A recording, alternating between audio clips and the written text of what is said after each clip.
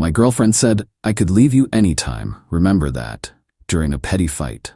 I said, noted. Then I made a move so unexpected she came begging back. The look on her face when she realized. Original post I, 31 male, was washing dishes when my girlfriend Valerie, 28, started her usual routine. The trigger this time? I'd bought the wrong brand of oat milk. Valerie, seriously, Donovan? I specifically said the barista blend. This is regular.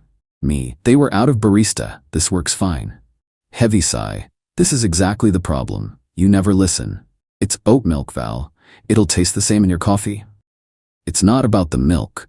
It's about you not caring about my needs. Here we go. The spiral from minor inconvenience to relationship referendum. Me, I drove to 3 stores looking for your specific brand, and gave up like you always do. I spent an hour hunting for oat milk. A real boyfriend would have found it. I kept washing dishes. This was her pattern. Small issue becomes huge, fight becomes threat. Valerie, you know what? I'm done. I could leave you anytime. Remember that. There it was, her favorite card. The threat she played at least twice a month. Me, noted. That's it? Noted? What do you want me to say? I want you to care that I might leave. You threaten to leave every time we disagree. About coffee creamer. About what to watch. About which way toilet paper should hang. Because you don't appreciate me. Do you know how many guys want me? The same ones you text when you're mad at me? She froze. Yeah, I knew about those. The emotional support orbiters she kept on standby. I don't. That's not. How dare you go through my phone? Me, I haven't. You leave your Instagram open on my laptop. Those are just friends. Friends who send heart emojis at 2 a.m.? At least they appreciate me. I could be with any of them tomorrow. Okay. Okay?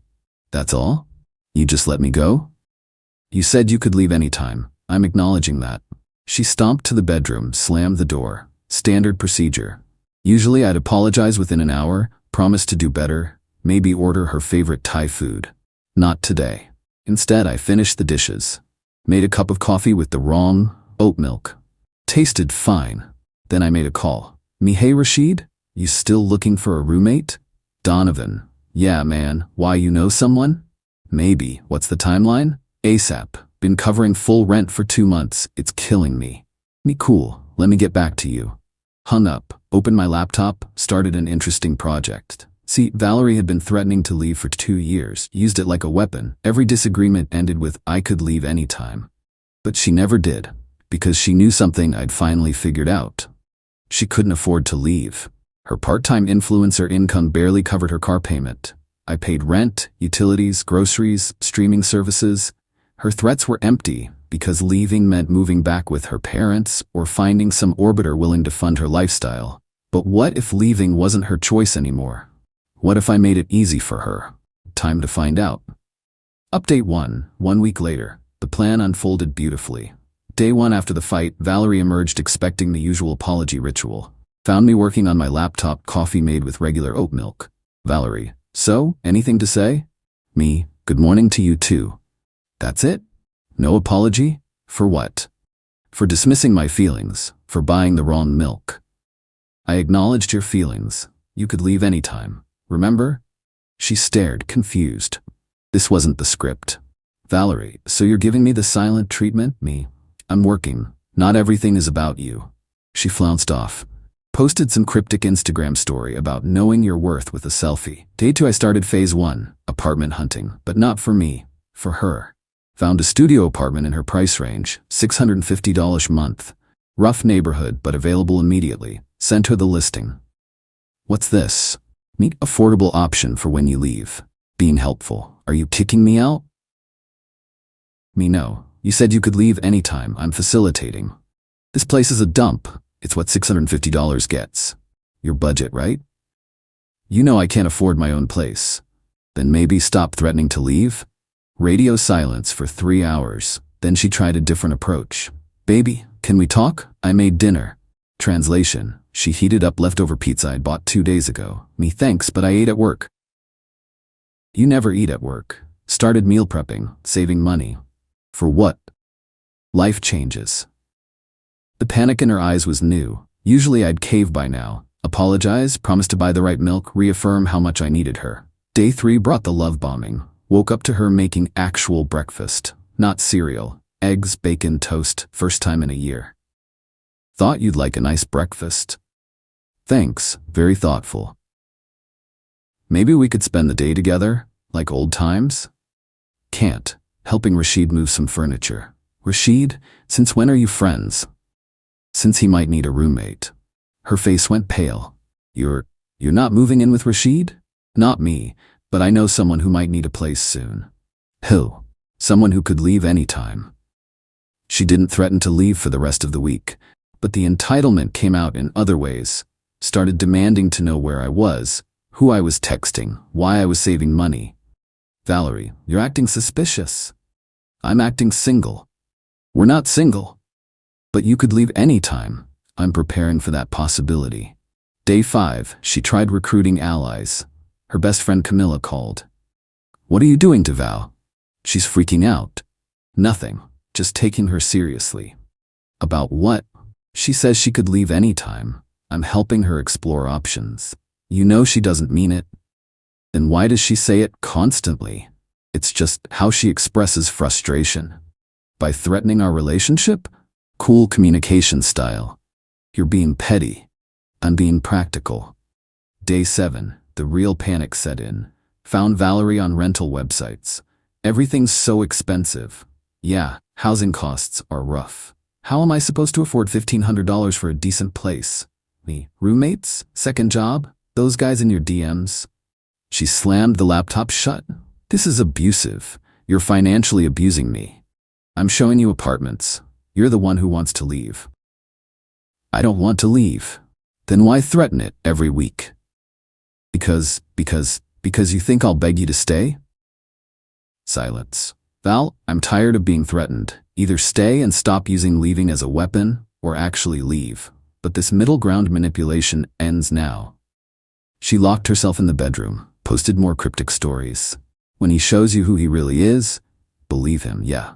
I was showing her someone who wouldn't be manipulated anymore. Update 2. 2 weeks later. The extinction burst was magnificent. Week 2 started with Valerie activating the orbiters. Suddenly, her Instagram was full of her hanging with friends. Translation: the backup boyfriends were being tested. Random dude commenting, gorgeous as always. Another guy, coffee was fun, next time dinner? She'd leave her phone strategically placed, notifications up, so I'd see the messages rolling in. Valerie, oh, just some friends. You don't mind, right? Me, why would I? You could leave any time for any of them. Not the reaction she wanted. You really don't care? Me, I care, but I won't be held hostage by threats. She escalated, so bringing these friends up in conversation. Tony has a Tesla. He offered to take me to that winery. Cool, have fun. You're letting me go on a date? Is it a date? No, but it could be. Then go, or don't, your choice. She didn't go. But she did have Greg pick her up for lunch. Made sure I saw her get in his BMW. Came back 2 hours later, furious. You didn't even text to check on me. Me, you're an adult on a lunch date. It wasn't a date, and you should have been worried about what? You getting a free meal? The truth was starting to dawn. Her threats only worked if I cared, and I'd stop playing the game. Day 10 brought the nuclear option. She started packing. Dramatically. Slowly. Lots of sighing. I guess I'll start looking for movers. Me. I know a guy. Want his number? You're really going to let me go? Let you? You said you could leave any time. I believe you. She threw clothes in boxes while narrating her pain. 3 years together and this is how it ends. With you following through on your threats? I can't believe you're not fighting for us. I fought for 2 years. Every time you threatened to leave, I begged you to stay. I'm tired. She stopped packing. Sat on the bed. What if I stopped saying it? Saying what? That I could leave. Could you stop? It's your favorite power move. It's not about power. Then what's it about? I need to know you care. By threatening to abandon our relationship? That's toxic, Val. She started crying. But not sad tears, angry tears. You've changed. You used to fight for me. I used to be scared of losing you. Now I'm more scared of keeping someone who threatens to leave every week. But here's where it got interesting. Remember Rashid needing a roommate? Well, I'd been showing him around. He loved my apartment building. Same complex, different unit. Mentioned it casually while Valerie was fake packing. Me? Oh, Rashid's taking 4B, the 2-bedroom upstairs. What? Why? His current place is too far from work. This is perfect. But that's in our building. Yeah, we'll be neighbors. Well, Rashid and I will. The implication hit her. I wasn't moving. I wasn't changing my life. I was just continuing without her. You planned this. Me planned what? Having a friend move nearby? You're replacing me with Rashid. Can't replace something that threatens to leave every week. She unpacked everything that night. Final update, 1 month later. The complete meltdown happened at her sister's birthday dinner. 3 weeks after the fake packing, Valerie had tried everything. Love bombing, threats, silent treatment, even attempted jealousy with her orbiters. Nothing worked. I remained pleasant but detached. Treated her like what she'd positioned herself as, someone with 1 foot out the door. At the dinner, her family noticed the dynamic shift. Her mom, Donovan, you're so quiet tonight. Me, just enjoying the meal. Forcing a laugh. He's been weird lately, right, babe? Have I? Her sister, trouble in paradise? No, we're perfect. Tell them, Donovan. Valerie could leave anytime, she reminds me weekly. Silence at the table. Her dad, what does that mean? Me, ask her, it's her favorite phrase. I don't, that's not, he's exaggerating. Her Mallory, do you threaten to leave him? Not threaten, I just remind him I have options. Her sister, that's the same thing. The family dynamics shifted. They'd always wondered why I seemed anxious around Valerie. Now they knew. After dinner in the car, Valerie, how could you embarrass me like that? By telling the truth? You made me look crazy. You made yourself look manipulative. She was quiet the whole ride home, but the real shock came the next day. Came home to find her actually packing, for real this time, efficiently, quietly. Me finally following through? Turned around, tears streaming. I found the apartment listings, the ones you saved, in your bookmarks. Okay? They're all studios, all 1-bedrooms, all for 1 person, yeah? You were looking for places for yourself, not for me. There it was, the thing she'd never considered. My lease is up in 2 months, thought I'd explore options. Without me? You could leave anytime. Why would I plan a future with someone who's always halfway gone? I didn't mean it? Which time, the 100th? The 200th?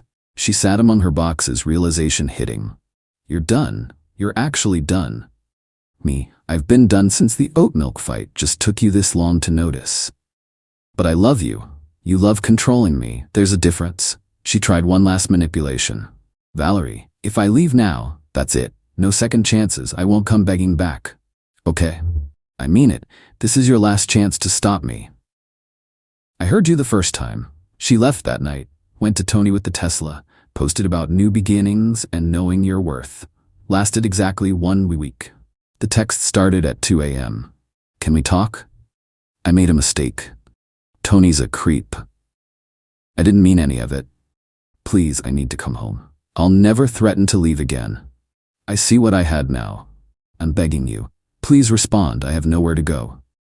Didn't respond, but I did see her the next week. She was touring apartments in the building. The studio on the 1st floor, the one I'd sent her originally. She saw me in the lobby. The look on her face when she realized I was staying, thriving, completely unaffected by her absence. Donovan? Hi, I'm just looking at places. Cool, good luck. Maybe we could talk, get coffee? I'm good, but hey, that studio's actually nice, affordable too. Yeah, affordable. The manager walked by, nodded at me. Mr. Hayes, Rashid's all moved in. You guys planning that game night? Friday. Should be fun. Valerie watched me living my life, the life she'd threatened to leave so many times. I could really use a friend right now. Tony has a Tesla, maybe he can drive you to find some. Walked away. Last I heard, she moved into that studio. Posts about independent woman life while working 3 jobs to afford it. Her bio reads, sometimes the best thing you can do is leave. Funny thing is, she's right. She just never thought I'd be the one to realize it first.